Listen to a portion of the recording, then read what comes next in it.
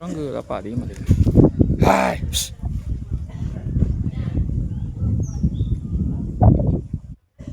இதுதான் கல்லுக்கிணறு, இந்த கம்பி போட்டிருக்கிறது. இந்த கல்லுக்கிணத்துல அதிகமாக மீன் அதிகமாக இருக்கும். அது பிள்ளைம்போம், மீன் எல்லா மீனும் இருக்கும். இப்போ தண்ணி எடுக்கிறனால அங்கே பக்கத்தில் போய் எடுக்க முடியல. இதுதான் காஞ்சிரக்கம்மாய், காஞ்சிரங்காளியோட கம்மாய்.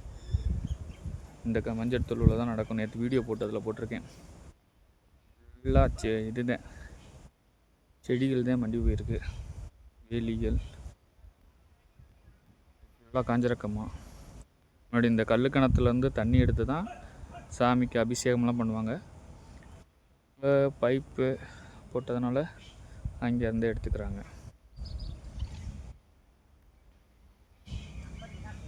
நல்லா இருக்குது இந்த இடமே கூலிங்காக.